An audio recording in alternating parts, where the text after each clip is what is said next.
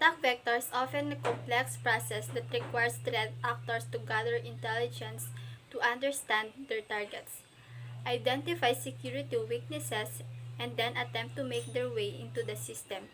Once they've gained access, the hacker can wreak havoc by compromising sensitive data, infecting software, and malware. In a phishing attack, scammers pretend to be a trusted entity to get users to voluntarily release the sensitive information, generally via a spoofed email address.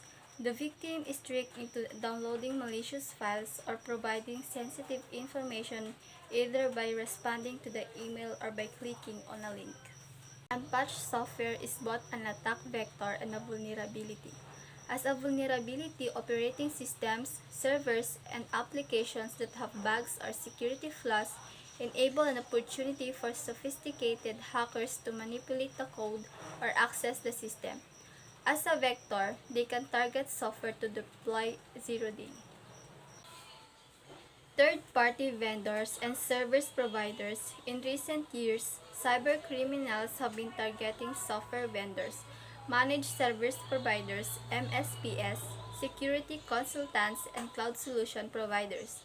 These entities store data on their customers, and a hacker that infiltrates such an organization gains access to the information for many people at once. Insider threats, disgruntled employees or upset former staff that still have access to systems and resources can be a massive threat to your business.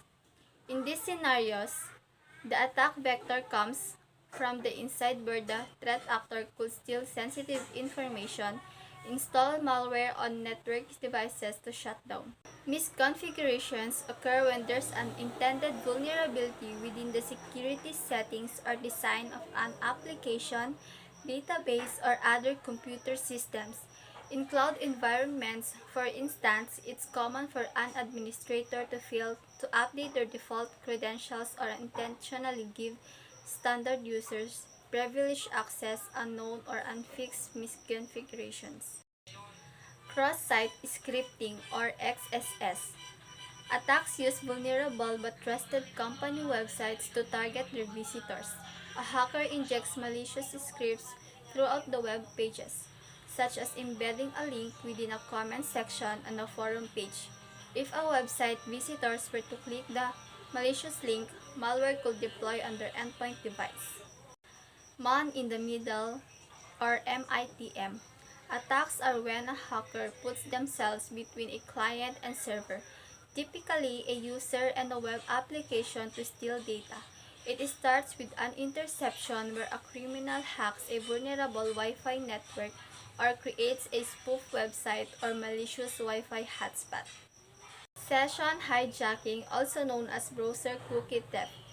Session hijacking is a man-in-the-middle attack that targets online account data, such as usernames and passwords, by taking over and monitoring user browsing sessions. Once they've stolen an internet protocol or IP address, they can hijack the cookie data.